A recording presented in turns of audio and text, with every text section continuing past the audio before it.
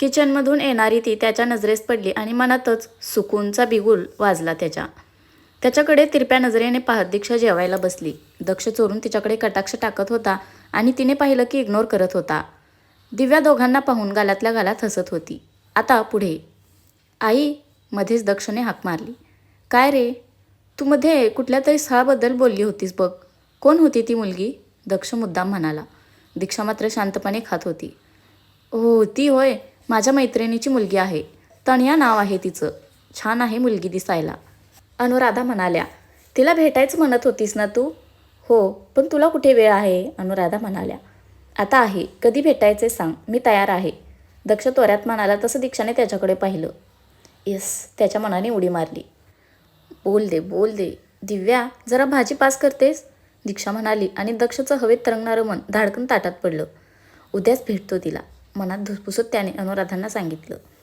दिव्या, लोणचं मस्त आहे, दीक्षाचं आपलं भलतंच काहीतरी, आणि इकडे जाळ आणि धूर संगटच. आई, उद्या संध्याकाळी 6 वाजता कॅफे मोकामध्ये यायला सांग तिला. तनया म्हणालीस ना नाव? नाईस नेम, दक्षने दीक्षाकडे पाहिलं. ती अचानक जेवता जेवता थांबली. अब आई ना लाईन पे, दक्षचं मन म्हणालं. तिने दक्षकडे पाहिलं.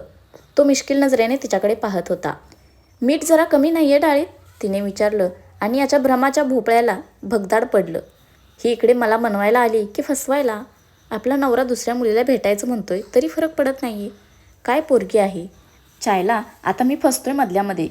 कोणती तान्या, तनुया? हां, तनया. आई खरंच भेटायला न सांगू म्हणजे मिळवलं. दक्ष मनातल्या मनात दीक्षाला शिव्या घालत होता. झाले माझं, दक्ष म्हणाला. अरे एवढ्यात, अनुराधांनी विचारलं. पोट भरलं, दक्ष दीक्षावर कटाक्ष टाकून वर निघून गेला आणि इकडे या तिघी मात्र हसायला लागल्या. दक्ष रूममध्ये निघून आला. डोक्यावर पडली आहे काही? मला तर वाटलं होतं माझ्याशी बोलायला आली इकडे, पण हिचं तर काहीतरी भलतंच सुरू आहे. टेस्टी लोणचं, भाजी डाळीतलं मीठ दिसतंय, पण समोर तडफडणारा मी दिसत नाही हिला. मी तरी कशाला भाव देतोय? जा तिकडे. दक्ष धुसपुसत रूममध्ये एरजाऱ्या घालत होता. दारावर नॉक झालं तसा त्याचा चेहरा खुलला. त्याने लगेच जाऊन दार उघडलं. समोर दिव्याला पाहून त्याचा हिरमोडच झाला. काही काम आहे का दिव्या, त्याने विचारलं. हो, खूप महत्त्वाचं, दिव्या हलकं हसत आत आली. तिच्या हातात जेवणाची प्लेट होती. हे का आणलेस, दक्षिणे विचारलो. तू जेवला नाहीस नीट, उपाशी झोपायचं नसतं, चल बस इकडे आणि जेव. दिव्याने सेंटर टेबलवर प्लेट ठेवली आणि चेअरवर जाऊन बसली. मला भूक नाही आहे, दक्ष म्हणाला. दादा, असं नको करूस प्लीज, दिव्या त्याला समजावत होती. दिव्या, एकदा सांगितलं ना मला भूक नाही आहे, दक्षचा आवाज वाढला. ओके, मग हे सगळं ना वहिनीला जाऊन सांगायचं, किंवा मीच सांगते. दादा लेच भाव खातोय, एकत नाही आहे. मग तुझं काय होईल ते तू बघ, दिव्याने खांदे उडवले. म्हणजे? दीक्षाने पाठवले तुला? दक्ष लगेच तिच्या शेजारच्या चेअरवर बसला. त्याच्या चेहऱ्यावर स्माईल होती. ऑफकोर्स, तिला माहिती आहे तू उपाशी राहू शकत नाहीस ते. जेवतोयस ना, नाहीतर मला मार बसेल, दिव्या म्हणाली. दक्षने चमचा उचलला आणि काहीतरी डोक्यात आलं तसा ठेवून दिला. दादा, दिव्याने नकळून त्याच्याकडे पाहिलं. एवढीच काळजी वाटते तर तुझी वहिनी का नाही आली? जा सांग तिला, तिने स्वतः यायचं तरच मी जेवणार, दक्ष हाताची घडी घालत म्हणाला. अशक्य, हट्टी आहात रे तुम्ही दोघे. मला तर टेन्शन तुमच्या मुलांचं येते दादा. तुम्ही असे तर ती कशी असतील, दिव्या कपाळावर हात मारत म्हणाली. इथे पप्पी झप्पीचा पत्ता नाही आणि ही पोरगी डायरेक्ट आमच्या मुलांवर पोहोचली. अजून डायबिटीसच्या गोळ्याच घेऊन फिरतोय मी.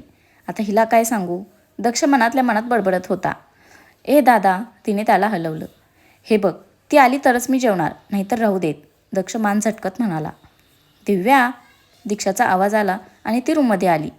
जा तू, मी बघते याच्याकडे, तिने दक्षावर रागीट कटाक्ष टाकला. ओके, ऑल द बेस्ट दादा, दिव्या हसत बाहेर निघून गेली. खायचंच असेल तर पुलाव खा, भाव भी कोई खाने की चीज है, दीक्षा तिरकसत दक्ष शेजारच्या चेअरवर बसली. त्याने मान वळवली. ए बोक्या, गुमाना जेवहा नाही तर, दीक्षा त्याच्याकडे पाहत म्हणाली. नाही जेवणार, काय करशील, दक्षने ॲटिट्यूडमध्ये तिला विचारलं. असं कसं मिस्टर डीडी, तनयाशी बोलायला एनर्जी हवी ना तुम्हाला, दीक्षा मुद्दाम त्याला चिडवत म्हणाली. दक्षने तिला लूक दिला. माझ्यापेक्षा जास्त तूच एक्सायटेड आहेस तनयाला भेटायला, सगळं ठीक आहे ना, त्याने भुवया उंचावत विचारलं. अर्धवट राव, तुमच्या विचारांचे घोडे ट्रॅक सोडून धावतायत, त्यांना लाईनवर आणा आणि जेवा मुकाट्याने, दीक्षा नाक मोडत म्हणाली. भरव, दक्ष आ करून बसला. हं, दीक्षाने डोळे मोठे केले. आय सेड भरव, तुझ्यामुळे जेवलो नाही आता तूच भरवायचं, दक्ष हट्टाला पेटला होता. लहान पोरांच्या वर्तान आहे ध्यान, तोंडातल्या तोंडात पुटपुटत तिने त्याला भरवायला सुरुवात केली. दक्ष मात्र खुशीत जेवत होता. जेवतानाही त्याची नजर तिच्या चेहऱ्यावर खिळून होती. तिला त्याची काळजी होती हे त्याला कळून चुकलं होतं. ती मुद्दाम त्याला त्रास देते हेही त्याच्या लक्षात आलं होतं. पण मात्र आता तिच्या पुढाकाराची तो वाट पाहत होता. हिरण्या जेवण वगैरे आवरून तिच्या रूमकडे निघाली होती की बेल वाजली. इडुप्पू एवरू वच्चारू अभि कोण आया विचार करतच तिने दार उघडलं. अय्यो अण्णा. समोर उभ्या असलेल्या दर्शनला पाहून तिचे डोळे मोठे झाले. हाय हिरण्या. दर्शन हसला. ते तू. हिरण्याची ततपप सुरू झाली. काय झालं, येऊ ना मी, त्याने विचारलं. ओ ये ना. हिरण्या दारातून सरकली तसा तो आत आला. सॉरी, असं न सांगता आलोय, कामासाठी आलेलो. लेट नाईट फ्लाईट आहे माझी, म्हटलं जरा वेळ तुम्हाला भेटून जावं. सरप्राईज. दर्शनने डोळे मिचकावले पण हिराबाईंना मात्र चांगलाच घाम फुटला होता. दिशू कोणीकडे आहे, त्याने विचारलं. ते दिशा ना, ते फ्रेंडकडे गेलं असतं, हिरण्याने सुचेल ते ठोकून दिलं. आत्ता. दर्शनने घड्याळाकडे पाहत विचारलं. आय मीन ओके, तसा फार उशीर झाला नाही आहे, पण आज काही खास कारण होतं का फ्रेंडकडे जाण्याचं? ते म्हणजे ना ॲक्च्युली हिरण्याला काय सांगावं ते समजत नव्हतं. हिरण्या, तू काही लपवतेस का माझ्यापासून? लक्षात ठेव, मी दीक्षाचा जसा मोठा भाऊ आहे तसाच तुझाही आहे, त्यामुळे जे असेल ते खरं सांग. दीक्षा नक्की कुणीकडे गेली आहे? दर्शनला डाऊट आला तशी त्याने हिरण्यावर नजर रोखली. ना ते दिशा ना. हिरण्या विचार करत होती की दर्शनने त्याचा फोन काढला आणि दीक्षाचा नंबर डायल केला. दीक्षा दक्षला भरवत होती आणि तो तिला पिडत होता. तिचा फोन वाजला आणि दर्शनचं नाव पाहून तिच्या कपाळावर आठ्या पडल्या. दक्ष तिच्याकडे पाहत होता. 1 मिनिट. तिने डाव्या हाताने कॉल रिसीव्ह केला. हॅलो. हा दादा, बोल. बिझी आहेस का, दर्शनने विचारलं. तिकडे हिरण्या बोटांची चुळबुळ करत उभी होती. नाही रे, बोल ना, दीक्षा नॉर्मल टोनमध्ये म्हणाली. काय सुरू आहे? जस्ट जेवलो मी आणि हिरा, आता जरा वेळ काम करून झोपेन. तू आता कसं काय कॉल केलास, काही काम होतं का, दीक्षाने विचारलं. आय सी, म्हणजे तू घरीच आहेस का आत्ता? दर्शन तिरकस हसला. ऑफकोर्स दादा, आता कुठे जाणार मी, दीक्षा हलकं हसत म्हणाली. दक्ष गालावर हात ठेवून तिचा परफॉर्मन्स पाहत होता. असं आहे का, मग जरा रूममधून बाहेर ये ना. काय आहे, मी हॉलमध्येच बसले तुझी वाट पाहत, दर्शन म्हणाला आणि दीक्षाचा आ झाला. तू कुणीकडे आहेस दादा, तिने बिचकत विचारलं. खरं तर मी तुला सरप्राईज द्यायला आलेलो घरी, माझं काम होतं म्हणून आलो होतो सकाळी. जायच्या आधी भेटावं म्हणून आलो तर तूच मला सरप्राईज दिलंस ग दीक्षा. कुणीकडे आहेस तू, दर्शनचा आवाज वाढला. दादा मी, दीक्षा बोलत होती की. डोंट डेअर टू लाय दीक्षा, काय चाललंय तुम्हा दोघींचं? ही सांगते तू फ्रेंडकडे गेलेस. असा कुठला फ्रेंड आहे तुझा दीक्षा की तुम्हाला लपवाछपवी करायला लागते, दर्शन धारदार आवाजात म्हणाला. दादा, दीक्षाने खोल श्वास घेतला. मी मुंबईत आहे, आजच आली, तिने खरं सांगून टाकलं. व्हॉट, दर्शन ओरडला. तू आपल्या घरी गेलेस, मग मला कळवलं का नाहीस? दादा, मी आपल्या घरी नाही आहे, दीक्षा शांतपणे म्हणाली. मग, दर्शनच्या आवाजात जरब होती. मी माझ्या घरी आहे, दीक्षा दक्षकडे पाहत हळू आवाजात म्हणाली.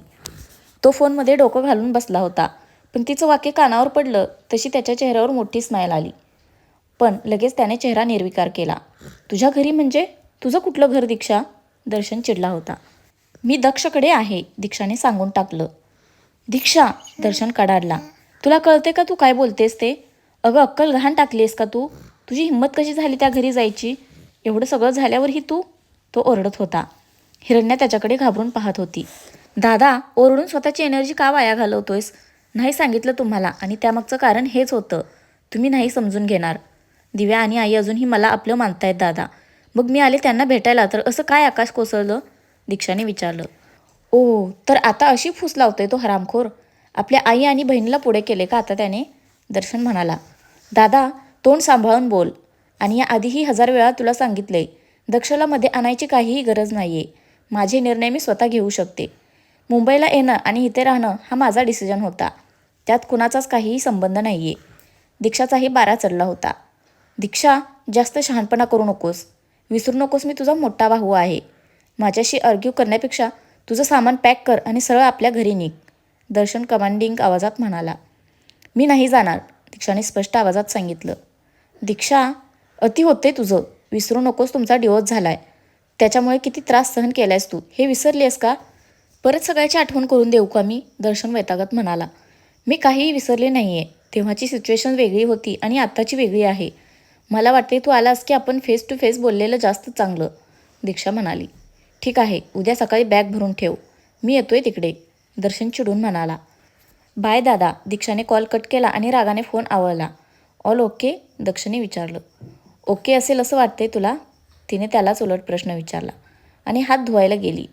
एक विचारू? नाही म्हटलं तर तोंडाला कुलूप लावून बसणार आहेस का तू? दीक्षाने नाक मुरडलं. तू का आली आहेस इकडे? दक्षिणी तिच्यावर नजर रोखली. तुला काही प्रॉब्लेम आहे? तिने नजरेला नजर भिडवली. ऑफकोर्स. त्या दिवशी कचा कचा भांडलीस माझ्याशी आणि आज एकदम सॉरी वगैरे. तेव्हा तर तुला बेंगलोर सोडायचं नव्हतं आणि आज तू चक्क महिनाभरासाठी मुंबईत आलीस. असं काय झालं अचानक की एवढा चेंज आला तुझ्यात? दक्षिणे मुद्दाम विचारलं. तू स्वतःला जेवढा स्मार्ट समजतोस तेवढा नाही आहेस. ढड्डीबा आहेस एक नंबरचा. असो, मी इकडे येण्यामागे एक खूप खूप खास कारण आहे. ते लवकरच कळेल तुला. दीक्षा त्याच्या डोळ्यात पाहत गोड हसली आणि दक्षचा फ्यूज उडाला. ती जाणार तोच त्याने तिला जवळ ओढलं. काय कारण आहे? सांग ना. त्याची नजर तिच्या चेहऱ्यावर स्थिरावली होती. ते काय आहे ना फुदकुराम, मला कुणाची तरी खूपच आठवण येत होती. अजिबात करमत नव्हतं. मग आले निघून. दीक्षा त्याच्याकडे पाहत म्हणाली. मग सांगितलंस त्या व्यक्तीला किती आठवण येत होती ते? दक्ष तिच्याजवळ जात म्हणाला. ऑफकोर्स. अगदी कडकडून मिठी मारली आणि सांगितलं. दीक्षा मिश्किल हसली. मिठी मारली? एक मिनिट. हे कधी झालं? तू कधी मला? दक्ष गोंधळून जरासा मागे झाला. तुला काय? तुला का मिठी मारू मी? खयाली पुलाव कारखानीस? मी तर दिव्याबद्दल बोलत होते. दीक्षा हसायला लागली. दक्षने वैतागत तिच्याकडे पाहिलं. झोपायला गेलीस तरी चालेल. त्याने मान फिरवली. जातेच आहे. तुझी बडबड कोण ऐकणार? दीक्षाने त्याला चिडवलं. नकोच ऐकूस तू. मी मस्त त्या तणयाला ऐकवतो माझी बडबड. आय एम शुअर तिला खूप आवडेल. तू जा मिठ्या मार जा तुझ्या मैत्रिणीला. दक्ष तोंड वेंगाडत म्हणाला. Good night जळक्या. दीक्षा खुदुखुदू हसत म्हणाली. तो म्हणाला तशी ती हसतच बाहेर गेली. वेडा. किती गोड आहे हा. आय जस्ट लव्ह हिम. स्वतःची सजत दीक्षा दिव्याच्या रूमकडे जायला निघाली. तिचा फोन वाजला. अपेक्षेप्रमाणे हिरण्याचा कॉल होता. हिरा. दिशा. अय्यो, अन्नाला काय सांगलं तू? केवढं चिरलं ते. I was scared. तुमको मालूम मला असं बघलं ते की खातच आता. हिरण्या हायपर होऊन बोलत होती. काम डाऊन हिरा. मला जे सांगायचं होते ते सांगितले दादाला. राडे पक्के आहेत पण don't worry. I want change my decision. Diksha म्हणाली. I am worried Disha. Anna was angry. ते तुला हंगचं घरला थांबू देत नसतं. You have to hurry up. तू सांगलं त्याला? हिरण्याने विचारलं. नाही अजून. मिरू एमी चेस्तारू क्या करती? जल्दी बोल त्याच्याशी. तुझं अण्णा गंदरगोलम. तुझं फॅमिली इज इवन बिग्गर गंदरगोलम. अय्यो देवडा. हिरण्या टेन्शनमध्ये आली होती. हिरा टेकअप डीप ब्रेथ. शांत हो. हिरा, मी त्याला अजून सांगितलं नाही आहे कारण 4 दिवसांनी आमची ॲनिव्हर्सरी आहे हिरा. आमच्या लग्नाचा दिवस. तोच दिवस ज्या दिवशी दक्षने माझ्या आयुष्यात पहिल्यांदा पाऊल टाकलं होतं आणि माझं आयुष्यच बदलून गेलं होतं. जबरदस्तीच्या बंधनात अडकले होते मी हिरा. एक तो दिवस होता आणि एक आजचा दिवस आहे जेव्हा मला ते बंधन स्वतःहून स्वीकारायचं आहे. बस त्याचीच वाट पाहते मी. फक्त 4 दिवस. खरं तर तेही नकोसे वाटत आहेत. मला कळते मी त्याला त्रास देते पण दीक्षा तिला सांगत होती की आय कॅन अंडरस्टँड. मला माहिती तू strong. I trust you Disha. But I don't trust your family. ती येतं तुला न्यायला. बघ तू. हिरण्या म्हणाली. काय कू टेन्शन लेती? मी करते हँडल त्यांना. दीक्षा हसत म्हणाली. हंक कसं असतं? हिरण्याने विचारलं. सुपर. दीक्षा हसत म्हणाली. Good. Keep me posted. Hiranya म्हणाली. Yes Hira darling. Take care. Diksha म्हणाली आणि तिने कॉल कट केला. एक खोल श्वास घेऊन ती दिव्याच्या रूममध्ये झोपायला गेली. दक्ष बेडवर आडवा झाला खरा पण त्याची तळमळ होत होती. 2 वर्षांनी त्याची दीक्षा त्याच्या घरात होती. पण तो ना तिला बन भरून पाहू शकत होता ना जवळ घेऊ शकत होता. मन सांगत होतं तिला घट्ट मिठीत घ्यावं पण अजून तिने त्याला तो हक्क दिला नव्हता. प्रयत्न करूनही झोप येईना तसा तो बेडवरून उठला आणि रूम बाहेर आला. त्याने दिव्याच्या रूमचा दरवाजा उघडला. बेडवर दिव्या एकटी झोपली होती. दिशू कुणीकडे गेली? विचार करत तो बाहेर आला. शेजारच्या गेस्ट बेडरूममध्येही दीक्षा नव्हती. त्याला काळजी वाटायला लागली पण अचानक काहीतरी क्लिक झालं आणि तो दिग्विजयच्या रूमकडे गेला. दीक्षा आतमध्ये दिग्विजयचा फोटो घेऊन बसली होती. दक्ष आत आला आणि त्याने दार बंद केलं. त्याची चाहूल लागली तसं तिने मान वर केली. दिशू काय झालं? तिचे पाणावलेले डोळे त्याला बेचैन करत होते. आय मिस हिम दक्ष. दीक्षा त्याच्याकडे पाहत म्हणाली. I miss him too Dishu. तिच्याजवळ बसत दक्षने तिचा हात हातात घेतला. भाई आपल्यासोबतच आहे दिशू. फिजिकली नसला तरी कायम आपल्या आसपास आहे तो.